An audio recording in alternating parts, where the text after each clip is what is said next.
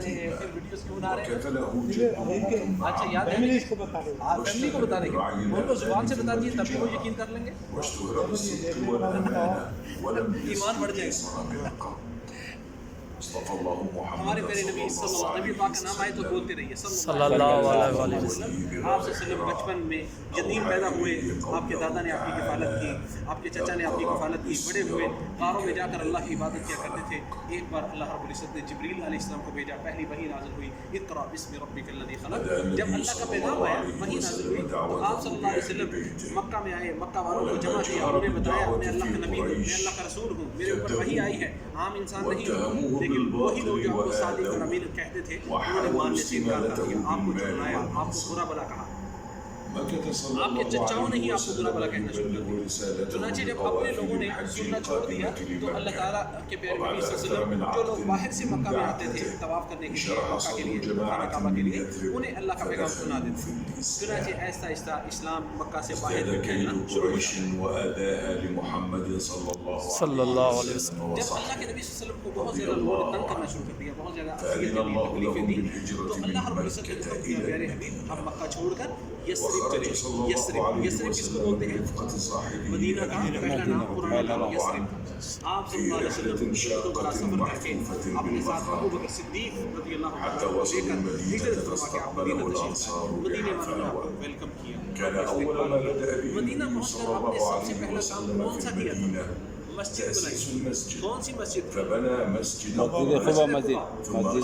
مسجد قباء کے بعد پھر مسجد نبوی۔ یہی ایک مسلمان کا طریقہ ہونا چاہیے، جہاں بھی انسان جائے تو سب سے پہلے کیا بنائے، کیا دیکھے؟ اللہ کا گھر خاص کر، گھر سے بھی زیادہ اللہ کے گھر کو خاص کر۔ چنانچہ آپ صلی اللہ علیہ وسلم جب مدینہ تشریف لائے، اللہ کا پیغام پھر کھل کے پھیلانا شروع کر دیا، اور مکہ والوں کو یہ بات برداشت نہ ہوئی، انہوں نے مکہ سے آ کر مدینہ کے اوپر اٹیک کیے، حملے کیے۔ غزوہ احد ہوئی، جنگ بدر ہوئی، جنگ احد ہوئی، خندق ہوئی۔ چنانچہ آہستہ آہستہ اللہ تعالیٰ نے اپنے نبی کو فتح عطا فرمائی، اسلام پھیلتا چلا گیا، حتیٰ کہ وہ وقت بھی آیا اللہ تعالیٰ نے مکہ مکرمہ بھی آپ کو واپس دے دیا، مکہ بھی فتح ہو جاتا ہے۔ پھر آپ علیہ السلام نے مکہ مکرمہ سے جتنے بت تھے بتوں کو باہر نکالا اور اپنے جانی دشمنوں کو اللہ کے لیے معاف کیا۔ چنانچہ آپ صلی اللہ علیہ وسلم مختصر زندگی گزار کے اب تو اللہ کے پاس جا چکے، مگر آپ کی شریعت، آپ کا دین آج بھی باقی ہے اور قیامت تک باقی رہے گا، کیونکہ آپ خاتم النبیین ہیں صلی اللہ علیہ وسلم۔ آپ کے بعد نہ تو کوئی نبی آنے والا ہے اور نہ ہی کوئی امت آنے والی ہے۔ چنانچہ آپ کا سب سے بڑا معجزہ نبی پاک کا وہ قرآن مجید ہے، جو آج بھی ہمارے پاس ویسے کا ویسے موجود ہے جیسا اللہ نے پیارے نبی کے سینہ اطہر پہ نازل فرمایا تھا۔ اور قرآن مجید کے لفظوں کو بدلنے والے، قرآن کو بدلنے والے بڑے بڑے لوگ آئے، اللہ نے ان کو بدل دیا، ان کے نام ختم ہو گئے، لیکن قرآن کے ایک لفظ کو بدلنا تو دور کی بات ہے، اس کے ایک زبر زیر اور اس کے نقطے کو بھی کوئی تبدیل نہیں ہے، کیونکہ اس کی حفاظت کرنے والا کون ہے؟ اللہ کے ساتھ ہے۔ چنانچہ قرآن پاک کا ایک نسخہ جو حضرت عثمان کی طرف منسوب کیا جاتا ہے، حضرت عثمان غنی، آج بھی ترکی میں موجود ہے، اور اس کی فوٹو کاپی یہ ہمارے سامنے موجود ہے۔ للخلق ارسل رحمة ورحيما صلوا عليه وسلم، درود پاک پڑھیں صلی اللہ علیہ وسلم۔ وسلم وبارك على سيدنا ونبينا محمد صلى الله عليه وسلم۔ لعلكم تشاهدون الآن صورة طبق الأصل لمصحف منسوب إلى زمن عثمان بن عفان رضي الله عنه وأرضاه۔ پہلے خواتین دیکھ لیں پھر اس کے بعد تفضل۔ بخط العربي المفرد القديم بدون نقاط بدون اشتباه۔ یہ حضرت عثمان رضی اللہ تعالیٰ عنہ کی طرف منسوب کرتا قرآن کریم کا نسخہ ہے، اصل تو ہے وہ چمڑے میں لکھا گیا ہے، وہ جو ترکی میں موجود ہے، توپ کاپی میں موجود ہے، یہ اس کی فوٹو کاپی ہے۔ اس کو آپ ایک نظر دیکھیں گے اور آگے چلتے ہیں۔ آگے والے ہاتھ میں ہم دیکھیں گے قیامت اور قیامت کی نشانیاں اور اس کی باتیں۔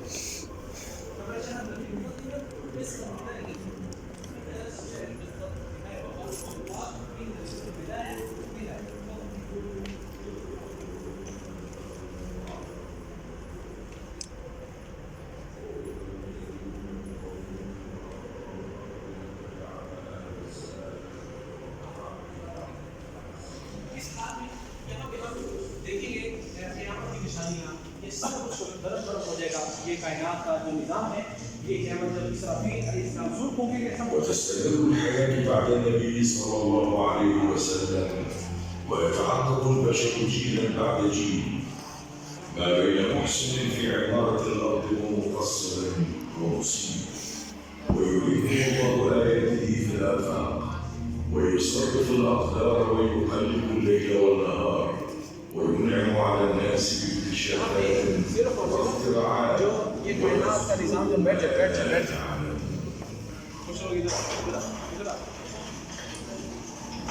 یہ کائنات کا نظام جو سب ختم ہونے والا ہے، ریزہ ریزہ ہو جائے گا سب کچھ. وجعل الملائكة واقتراب الساعة أشراطا وإنذارات تذكر الناس بالنهاية المشركة وتعطي للخلق فرصة للإحسان. وفي لحظة سيسمع جميع الخلائق صيحة كونية. في ذلك اليوم يفزع من في السماوات ومن في الأرض إلا من شاء الله. ثم تأتي نفخة الصعق عندما ينفخ إسرافيل في الصور نفخة فتفنى الأرواح ولا يبقى إلا الله فهو الحي الذي لا يموت.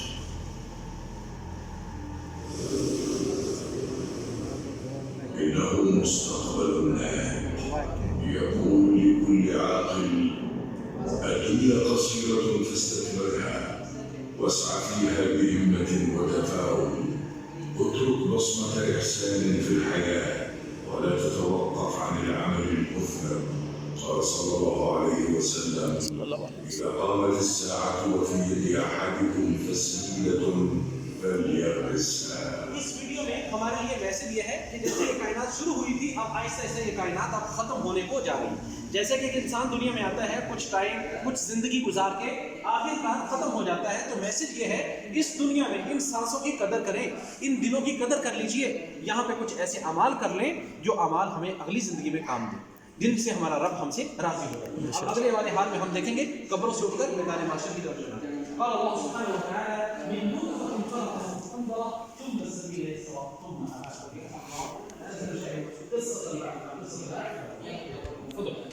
آئیے آگے والے حال میں ہم دیکھیں گے قبروں سے نکل کر جو میدان محشر اور قیامت کے دن کی طرف جانا ہے. اس کے بعد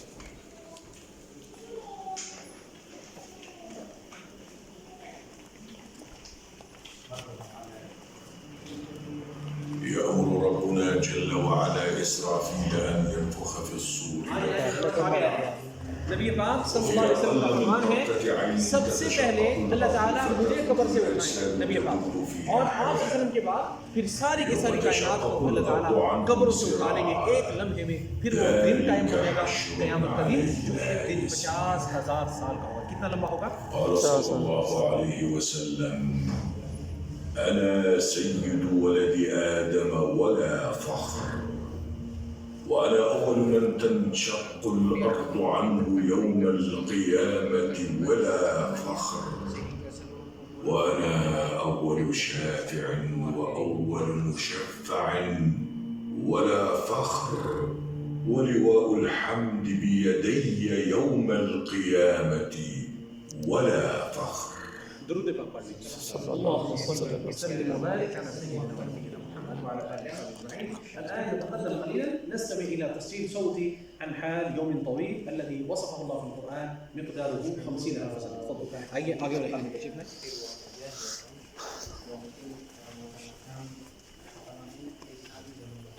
یہاں پہ کریے آپ کو.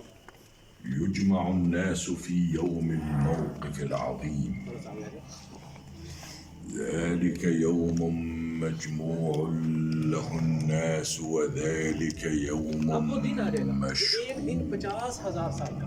کتنا لمبا ہوگا؟ 50,000. یہ منہ سے بولنا ہی آسان ہے. جب سورج کی انتہائی قریب آ چکا ہوگا, آج لاکھوں میل کے فاصلے ہے مگر اس کی گرمی ہم سے برداشت نہیں ہوتی. کتنے لوگ اس سال بھی حج کے اندر گرمی کی وجہ سے اللہ کو پیارے ہو چکے ہیں, اللہ ان کی مغفرت کرے. اور اس دن کا عالم کیا ہوگا جب سورج انتہائی قریب لوگ اپنے پسینوں میں ڈوبے ہوئے ہوں گے. اللہ تعالیٰ ہم سب کو عافیت نصیب فرمائے, اور اس دن اللہ اپنے مومن بندوں کو اپنے عرش کا سایہ نصیب فرمائے گا. دعا ہے اللہ ہم سب کو نصیب فرمائے. اس کے بعد لوگ گھبراہٹ کے عالم میں مختلف نبیوں کے پاس جائیں گے. پھر کیا ہوگا آگے والے حال میں ہم دیکھیں گے. فكيف يكون الخلاص من هذا اليوم العصيب وهو عن طريق شفاعة نبينا عليه أفضل الصلاة وأتم التسليم, كما قال عليه الصلاة والسلام: أنا أول شافع وأول مشفع صلى الله عليه وسلم. فما هي قصة الشفاعة؟ الآن سنسمع سويا في قاعة القادمة. آئیے آگے والے حال میں ہم سنتے ہیں مزید. بسم اللہ.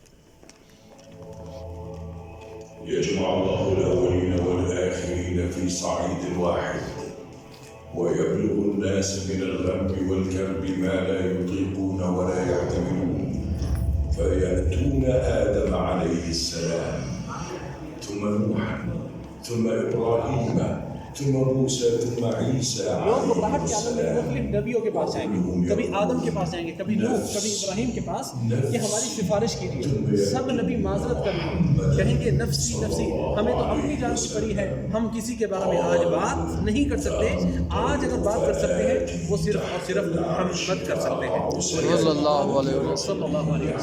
نبی پاک کا فرمان ہے پھر لوگ مل کے میرے پاس آئیں گے، میں اللہ کے عرش کے نیچے سجدے میں گر جاؤں گا اور اللہ کے تعریفی کلمات بیان کروں گا جو کلمات مجھے آج یاد نہیں ہے. قیامت کے دن اللہ مجھے یاد دلائے گا اور سکھائے گا، ان کے ساتھ میں اللہ کی تعریف بیان کروں گا. پھر اللہ فرمائیں گے اے محمد اپنا سر اٹھائیں، مانگے جو مانگنا ہے، جو مانگیں گے آپ کو خالی نہیں لوٹایا جائے گا، آپ کی سفارش کو قبول کیا جائے گا. چنانچہ پھر ہمارے پیارے نبی صلی اللہ علیہ وسلم اپنا سر اٹھا کے فرمائیں گے ربی امتی ربی امتی، اللہ میری امت کو بخش دے، میری امت کو معاف کر دے. دعا کیجیے اللہ ہم سب کو پیارے نبی کی شفاعت نصیب فرمائے. لیکن یہ شفاعت ان لوگوں کے لیے نہیں ہوگی جنہوں نے اللہ کے ساتھ بے وفائی کی ہے، جنہوں نے اللہ کا حق کسی اور کو دیا. پیدا اللہ نے کیا، کھاتے اللہ کا ہے، لیکن جب مانگنے کی باری آئے، نعرے لگانے کی باری آئے تو کسی اور کے نعرے. ایسے لوگوں کے لیے کوئی شفاعت نہیں ہوگی نبی پاک کی، حدیث پاک میں آیا ہے. اور اسی طرح جنہوں نے اللہ کے نبی کے دین کو خراب کیا، یعنی دین میں بدعات داخل کر دیں، ایسے لوگوں کے لیے بھی نبی پاک کی شفاعت نہیں ہوگی. دعا کیجیے اللہ ہمیں شرک و بدعات سے محفوظ رکھے، اپنے پیارے نبی کی شفاعت نصیب فرمائے. اس کے بعد آگے والے حال میں مزید کچھ باتیں سنیں گے. للخلق ارسل رحمة ورحيما صلوا عليه وسلموا تسليما. درود پاک پڑھ لیجیے. اللهم صل وسلم وبارك على سيدنا نبينا محمد وعلى آله وصحبه أجمعين. جعلني الله وإياكم جميعا من أهل شفاعته عليه الصلاة والسلام. وبعد شفاعة نبينا عليه السلام يحكم الله سبحانه وتعالى بين الخلائق وتوضع الموازين وبعض تفاصيله الآن سنستمع سويا في قاعدة القادم. هيا على وجه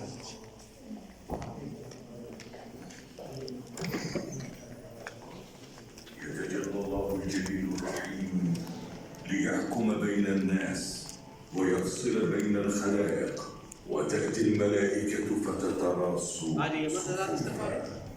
وتوضع موازين العدالة فلا تظلم نفس شيئا وإن كان مثقال حبة من خردل کسی پر اللہ تعالیٰ ظلم نہیں کرے. یہ کیسے ہو سکتا ہے اللہ تعالیٰ انسان پر ظلم کرے؟ جس نے ذرہ برابر بھی نیکی کی ہوگی اللہ تعالیٰ اسے اس کا پورا اجر، اس کا ثواب، اس کا بدلہ عطا فرمائے گا. جس نے ذرہ برابر بھی برائی کی ہوگی اسے اس کا بدلہ ملے گا. اور جو اللہ نے اپنے مومن بندوں سے وعدے کیے ہیں کہ اللہ انہیں ایسے ایسے انعامات عطا کرے گا، ایسی ایسی نعمتوں سے نوازے گا جو کسی آنکھ نے کبھی دیکھی نہیں ہوگی، کسی کان نے ان کے بارے میں کبھی سنا بھی نہیں ہوگا، اور کسی دل میں کبھی ان کے بارے میں خواہش بھی نہیں پیدا ہوئی ہوگی. اللہ ایسے انعامات اور نعمتیں جنت میں نصیب فرمائے گا، یقیناً عطا فرمائے گا. دعا ہے اللہ ایسے خوش نصیبوں میں ہمارا نام بھی شامل کرے. آمین یا رب العالمین. یہاں پہ ایک لاسٹ ویڈیو چلے گی جس میں آج کے راؤنڈ کا جو ہم نے دیکھا ہے اس کا خلاصہ چند سیکنڈ میں یہاں پہ بیان کیا گیا. الآن سنشاهدون ملخص هذه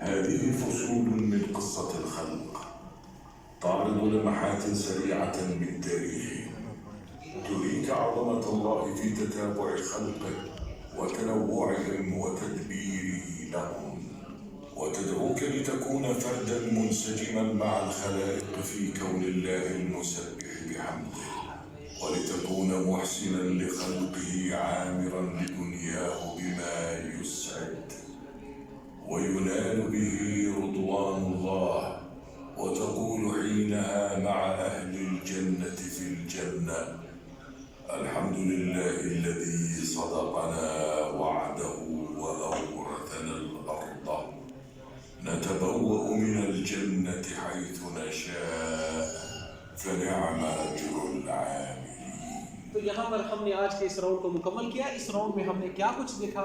بہت ساری اشیاء دیکھی، کائنات کے آغاز سے لے کر جب آدم علیہ السلام، جب اس سے پہلے کچھ نہیں تھا، پھر اس کے بعد اللہ تعالیٰ نے آدم علیہ السلام کو پیدا کیا اور دیگر مخلوقات کو پھر اللہ نے پیدا کیا، انبیاء کرام کی ڈاکومنٹری دیکھی، پھر ہم نے قیامت کے کچھ حالات اور پھر نبی پاک کی شفاعت، پھر چلتے چلتے یہاں تک پہنچے۔ امید کرتے ہیں آپ لوگوں کو آج کا یہ راؤنڈ اچھا لگا ہوگا، اور اللہ تعالیٰ سے آپ لوگوں کا شکریہ بھی ادا کرتے ہیں اس میوزیم کو دیکھنے کے لیے، اور اللہ سے دعا بھی کرتے ہیں جس رب نے آج ہمیں مدینہ میں جمع کیا ہے، اللہ پیارے نبی کے ساتھ جنت الفردوس کے اندر بھی اللہ ہمیں جمع فرمائے، اور پیارے نبی کے ہاتھوں حوض کوثر نصیب فرمائے، اپنی آخرت کی تیاری کی توفیق عطا فرمائے، اور اسی طرح نبی پاک کی شفاعت بھی ہمیں نصیب فرمائے، شرک و بدعت سے اللہ ہمیں محفوظ رکھے۔ بہت بہت شکریہ۔